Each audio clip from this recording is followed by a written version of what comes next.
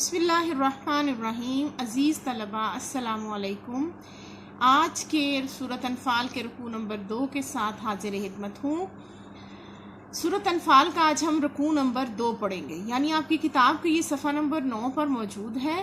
اور یہ الدرس الاول بے حصہ کے عنوان سے ہے۔ سورۃ انفال کی اس رکوع میں آیت نمبر 11 سے 19 تک شامل ہے۔ شروع کرتے ہیں۔ بسم اللہ الرحمن الرحیم۔ از جب یغشیکم النعاسا، یغشی، سب سے پہلے آپ یہ دیکھیں یغشی تک جو ہے وہ ایک لفظ تھا، یہ غش یعنی اڑا دینا، یغشی وہ اڑا دیتا ہے یا اڑا دی اس نے، کم تم کو، النعاسا نیند۔ اللہ تعالیٰ فرماتا ہے کہ اس جب یاد کرو، جب یغشیکم النعاسا کہ اس نے اڑا دی تمہیں، النعاسا نیند کی، غنودگی یعنی اس نے تمہارے اوپر نیند کی حالت طاری کر دی، غشی طاری کر دینا یعنی تمہارے اوپر نیند کی کیفیت طاری کر دی۔ امنتن، امن یعنی سکون کے لیے، تسکین کے لیے، منہو اس سے، یعنی اللہ فرماتا ہے، اب یہ دیکھیں یہاں تک اس آیت مبارکہ کا میں نے اتنا چھوٹا سا حصہ لے کر اس کا ایک چھوٹا جملہ بنایا ہے۔ اس جب یغشیکم النعاسا امنتن منہو، یاد کرو جب اللہ نے تمہاری تسکین کے لیے یا تمہیں سکون دینے کے لیے تم پر نیند کی چادر اڑا دی یا تم پر نیند طاری کر دی۔ اس کے بعد اگلا واو سے میں نے اگلا چھوٹا جملہ شروع کروں گی، وَيُنَزِّلُ،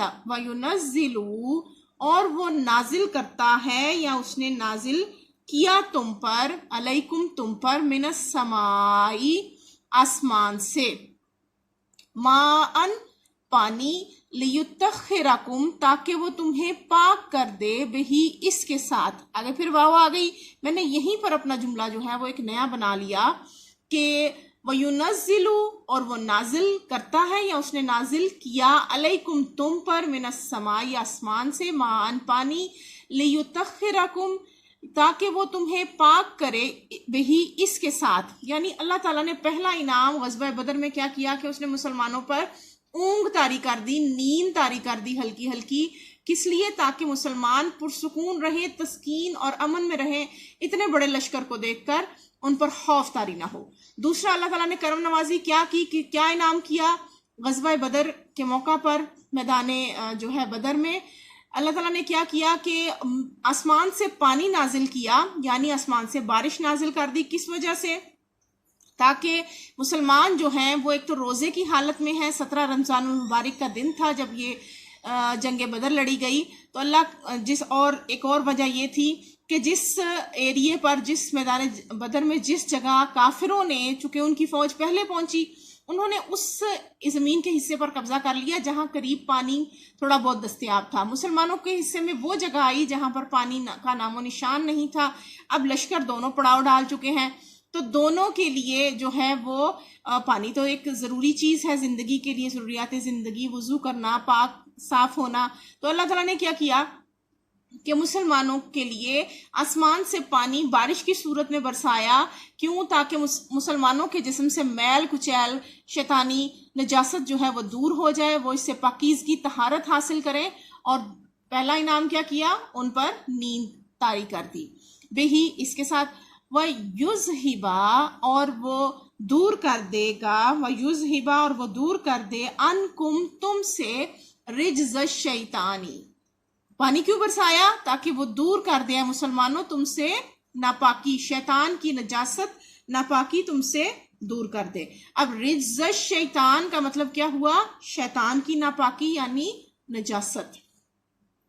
وَلِيَرْبِطَا، تاکہ وہ مضبوط کر دے، عَلَىٰ قُلُوبِكُمْ، لِيَرْبِطَا، لے تاکہ، یربطا مضبوط کر دے، عَلَىٰ قُلُوبِكُمْ تمہارے دلوں کو، وَيُثَبِّتَ بِهِ الْأَقْدَامَ، اور تاکہ تم ثابت قدم ہو جاؤ۔ اب یہاں ثابت قدم ہونے سے مراد ایک تو وہ شیطان کی نجاست سے دور ہو گئے، ان کے جسموں سے تمام جو میل کچیل ہے وہ صاف ہو گیا، وہ باوضو ہو گئے، اور اللہ تعالیٰ چونکہ صفائی نصف ایمان ہے، اللہ تعالیٰ کو پسند ہے صاف رہنا، تو ان کے جسموں سے شیطانی نجاست دور ہو گئی اور ان کے دلوں کو سکون ملا، طہارت ملی، اور जो उन पर एक और करम हुआ कि उनके कदम मजबूत हो गए, दिलों को सुकून मिला, तहारत हासिल हो गई। और जब इंसान वुजू से होता है और पाक साफ होता है, एक तो ये वजह है बारिश की। दूसरी वजह ये है कि मैदान बदर में जहां मुसलमानों का क़याम था वो रेतली ज़मीन थी, उस पर पाँव जमाना इतनी शदीद गर्मी में मुश्किल हो रहा था। तो मुसलमानों के लिए उस रेतली ज़मीन पर पाँव जमाना, वो रेत मिली मट्टी जो है वो बैठ गई और मुसलमानों के लिए चलना फिरना आसान हो गया। पूरे लश्कर जो 313 का लश्कर था उसके लिए चहलकदमी करना और इधर उधर आना जाना और जंगी हिकमत अमली अपनाना, सलाह मशवरा करना, अपनी पोजीशन बदलना, वो तमाम चीज़ें मुसलमानों के लिए इस बारिश के बाद आसान हो गई। ये था आयत नंबर 11 का तर्जमा। अब यहाँ से आयत नंबर 12 शुरू हो रही है। इस जब, याद करो जब, यूं ही वही करता है रब्बु का, तुम्हारा रब, इलल मलाइकती, फरिश्तों की तरफ, अन्नी, बेशक मैं, माकुम, तुम्हारे साथ हूं।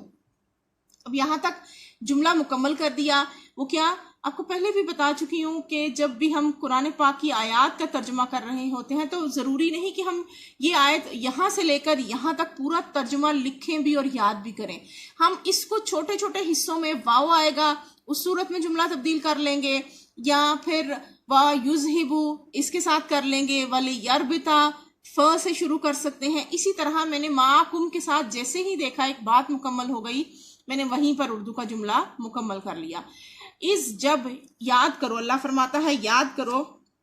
यूं ही वही की, यानी अल्लाह की तरफ से इरशाद हुआ, रब्बु का, तुम्हारे रब की तरफ से, इलल मलाइकती, फरिश्तों को अल्लाह ने हुक्म दिया कि जाओ जाकर मुसलमानों को ये खुशखबरी सुना दो कि अन्नी माकुम, मैं तुम्हारे साथ हूँ, मैं तुम्हारे बिल्कुल साथ हूँ मदद के लिए। फसब्बितू, अल्लाह ने फरमाया पस तुम साबित कदम रहना, अल्लज़ीना, वो लोग, आमनु, जो ईमान लाए हो। अल्लाह ने मैदान बदर में 1000 फरिश्ते भेजे जो जोक दर जोक कहते हैं एक के बाद, ये नहीं कि 10 सुबह आ गए, 50 सुबह आ गए, दोपहर में 20 आ गए, बल्कि कितार दर कितार जो हैं वो 1000 फरिश्ते आए। तो अल्लाह ने कहा कि अल्लाह ने वही की जो है कि जाओ फरिश्तों जाकर उनकी मदद करो,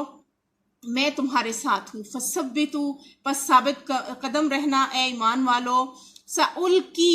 और अल्लाह ताला ने ना सिर्फ फरिश्तों से मदद डाली, फरिश्तों से मदद जो है भेजी, बल्कि अल्लाह फरमाता है सउल की, साथ ही फरमाया मैं अभी इसी लम्हा, अन करीब, यानी इसी लम्हे डाल देता हूँ, फी कुलूबे, उनके दिलों में, अल्लज़ीना, वो लोग, काफर, जिन्होंने कुफ्र किया, और रोब, अल्लाह फरमाता है कि ना सिर्फ मैं फरिश्तों को मदद के लिए भेज रहा हूँ, बल्कि जो सामने काफिरों का लश्कर है उनके दिलों पर तुम्हारा रोब और हैबत जो है तारी कर दिया। अल्लाह ताला ने मुसलमानों को काफिरों का लश्कर एक तो थोड़ा करके नजरों में दिखाया, और दूसरा अल्लाह ताला ने काफिर जब सामने वाले लश्कर पर नजर डालते तो उन पर एक रोब तारी हो जाता कि हम तो 1000 लश्कर के साथ आए थे, लेकिन फिर भी हमारे सामने इतना बड़ा लाओ लश्कर जो है वो जंगी साजो सामान के साथ मौजूद है। यानी अल्लाह ताला ने कुफार की नजरों में भी जब वो 1000 लश्कर फरिश्तों का उतरा तो उसका रोब काफिरों की आंखों में तारी कर दिया, काफिरों के दिलों में उनका रोब डाल दिया। अल्लाह फरमाता है कि ये सब मेरी तरफ से मदद है, मैंने फरिश्ते भेजे और काफिरों के दिलों में तुम्हारे लिए रोब डाल दिया तुम्हारी तरफ से, कि वो तुमसे खौफजदा रहे। तुम्हारा देखने में तो 313 वो जो थे गिनती में, लेकिन देखने में वो इतना बड़ा लश्कर लग रहा था। और ये सब किसकी बदौलत हुआ? ये अल्लाह ताला ने मौजज़े की सूरत में ग़ज़वा बदर के मौका पर ये इनाम किया। फिर अल्लाह ताला ने साथ हुक्म दिया, फदरिबू, पस मारो तुम, फौकल आनाकी वदरिबू। अल्लाह ताला फरमाता है फदरिबू, पस मारो तुम, फौकल आनाकी, उनकी गर्दनों पर। ताकि अल्लाह फरमाता है कि अल्लाह ने 2 जगहों पर काफिरों को जरब लगाने के लिए कहा, यानी उनको मारने की ताकीद की कि काफिरों को जब भी मारना या तो डायरेक्ट उनकी गर्दन पर वार करना ताकि उनकी गर्दन कट जाए और जो है वो आइंदा इस्लाम के खिलाफ खड़ा होने की जुर्रत ना कर सके। अल्लाह फरमाता है कि एक तो उनके सर पर मारो, डायरेक्ट उनकी गर्दन उड़ाओ, ताकि काफिरों के लिए सजा जो है वो इबरतनाक रहे। वदरिबू, और मारो, मिनहुम, उनको या उन पर, कुल्ला बनान, उनके जोड़ों पर। अल्लाह की तरफ से हुक्म आया कि या तो काफिर का डायरेक्ट ऐसा वार करो कि उसकी गर्दन जो है वो धड़ से कटकर अलग हो जाए, और या फिर जो है उसके जोड़ों पर मारो। یعنی ہاتھ کی انگلیوں کے جوڑوں اور پاؤں کی جوڑوں پر مارنے کی تاکید فرمائی، کیونکہ اگر جوڑ ٹوٹا ہوگا تو اس زمانے میں اتنا زیادہ سائنس اور یہ میڈیکل کی فیلڈ اتنی ایڈوانس نہیں تھی، جوڑ جتنا مرضی مضبوط وہ لوگ اپنے حکمت کی بدولت اس کو جوڑنے کی کوشش کریں، لیکن کہیں نہ کہیں وہ رہ جاتا ہے اور اس میں کوئی نہ کوئی فالٹ رہ جاتا ہے۔ تو اللہ نے فرمایا کہ جوڑوں پر مارو تاکہ آئندہ وہ تمہارے خلاف ہاتھوں کی ہڈیاں ٹوٹی ہوں گی تو تلوار اٹھانے کے لائق نہیں رہیں گے، اور پاؤں کی ہڈیاں ٹوٹی ہوں گی تو پھر چل کر تمہارے خلاف میدان جنگ میں آنے کی ہمت نہیں کریں گے۔ پھر اللہ تعالیٰ فرماتا ہے آیت نمبر 13 میں ذالکا، یہ، اب یہ سے مراد یہاں ہے کہ پچھلی آیت مبارکہ میں کس سزا کی ذکر ہو رہا ہے کہ ان کے گردنوں پر مارو اور ان کے جوڑوں پر وار کرو، یہ مسلمانوں کو حکم دے رہا اللہ۔ یہ اللہ فرماتا ہے یہ سزا میں نے اس لیے اے مسلمانوں ان کو دینے کا اس لیے حکم صادر فرمایا ہے، ذالکا یہ سزا، بے انہم ان کے لیے اس لیے یہ سزا دی گئی، فرمایا اللہ کی طرف سے حکم، شاق اللہ، کیونکہ انہوں نے مخالفت کی اللہ کی، ورسولہ اور اس کے رسول کی مخالفت کی ہے، اسی وجہ سے اللہ تعالیٰ نے انہیں یہ سزا دی ہے۔ وَمَن يُشَاقِقِ اللَّهَ، اور جو کوئی بھی مخالفت کرے گا اللہ تعالیٰ کے حکم سے روگردانی کرے گا، اللہ کے حکم سے منہ پھیرے گا، يُشَاقِقِ اللَّهَ جو کوئی روگردانی کرے گا، مخالفت کرے گا، وَرَسُولَهُ اللہ اور اس کے رسول کے حکم کی اسے منہ پھیرے گا، فَإِنَّ اللَّهَ تو بے شک اللہ شدید العقاب سخت عذاب دینے والا ہے۔ ذالکم یہ بات، یعنی یہ سب، یہ جو مزہ وہ چکھ رہے ہیں، فذوقوہ وہ چکھ رہے ہیں یا وہ چکھتے ہیں، فذوقوہ مزہ چکھو۔ اللہ فرماتا ہے کہ یہ جو میں نے سزا دی ہے اس کا مزہ چکھو۔ اب یہ آیت مبارکہ کافروں کو خطاب کرتے ہوئے فرمائی گئی ہے کہ ذالکم یہ تمہارے لیے سزا ہے، فذوقوہ پس مزہ چکھو تم اس کا، وَأَنَّ لِلْكَافِرِينَ اور بے شک کافروں کے لیے عذاب النار اللہ تعالیٰ نے آگ کا عذاب تیار کر رکھا ہے۔ یا ایھا الذین آمنو اے ایمان والو، اذا اب حکم آ رہا ہے اس آیت مبارکہ میں، آیت نمبر 14 میں اللہ فرمانے لگا ہے اے ایمان والو۔ دیکھیں آپ جب جیسے ہی ایمان والوں کو ڈائریکٹ حکم ہوگا تو اس کے شروع میں یا اس میں واضح طور پر ایمان والوں کی بات ہوگی، اور جیسے ہی کافروں کی بات ہوگی تو اس میں کافروں کے لیے عذاب کی جو ہے وہ ضرور ان کے لیے ان کو عذاب سے ڈرایا جائے گا۔ یا ایھا الذین آمنو اے ایمان والو، اذا جب لقیتم ملاقات سے نکلا ہے، لقیتم جب تمہارا آمنا سامنا ہو، ملاقات ہو، اس کا آپ معنی ملاقات بھی لکھ سکتے ہیں، آمنا سامنا بھی، اور جب بھی تم میدان جنگ میں اپنے دشمن کو سامنے پاؤ، یعنی آمنا سامنا ہونا، ملاقات ہونا۔ اذا لقیتم جب تمہارا آمنا سامنا ہو، الذین ان لوگوں سے، کفروا جنہوں نے کفر کیا، زحفاً میدان جنگ میں۔ اللہ فرماتا ہے کہ اے ایمان والو جب بھی تمہارا آمنا سامنا ہو ان کافروں سے جن کے سامنے تم میدان جنگ میں کھڑے ہو، یعنی میدان جنگ میں زحفاً یعنی آمنے سامنے، فلا تولوہم الادبار اللہ فرماتا ہے فلا تو نہ یا پس نہ، تولوہم الادبار ان سے منہ مت پھیرنا۔ اللہ کی طرف سے حکم آیا اے ایمان والو اگر تم میدان جنگ میں ہو، حالت جنگ میں ہو، اور تم جو ہے میدان جنگ سے منہ پھیر کر بھاگ گئے، الٹے قدم چلے، تو یہ تمہارے لیے ٹھیک نہیں ہوگا، تم اللہ کے غضب میں گرفتار ہوگے۔ اللہ تعالیٰ نے میدان جنگ سے بھاگنا، پیٹ پھیرنا، کافروں کی طرف پیٹ کر کے چلنا، الٹے قدم جو ہے وہ سر پٹ بھاگنا، اللہ تعالیٰ نے اس چیز سے سختی سے منع کیا کہ جب کافر تمہارے سامنے ہیں، چاہے وہ تم سے 3 گنا زیادہ ہیں، 4 گنا زیادہ ہیں، ہر صورت میں میدان جنگ میں ڈٹے رہنا۔ تم اللہ کے نام پر، اس کے نام کی اور اس کے دین کی حفاظت کے لیے کھڑے ہوگے تو تمہیں کسی صورت میدان جنگ سے منہ نہیں پھیرنا، پیٹ نہیں پھیرنا، کیونکہ تم اللہ کے نام پر اس کے دین کی حفاظت کے لیے کھڑے ہو۔ اس لیے مسلمانوں کو میدان جنگ میں رخ پھیرنے، پیٹ پھیرنے سے منع کیا گیا ہے۔ اس کے ساتھ ہی آپ کی اس رکوع کی 15 آیات مکمل ہوئیں، جس تک آپ نے جانا کہ میدان جنگ میں اللہ تعالیٰ کی مدد کیسے آئی، اور پھر اللہ تعالیٰ نے جو ہے حکم دیا کہ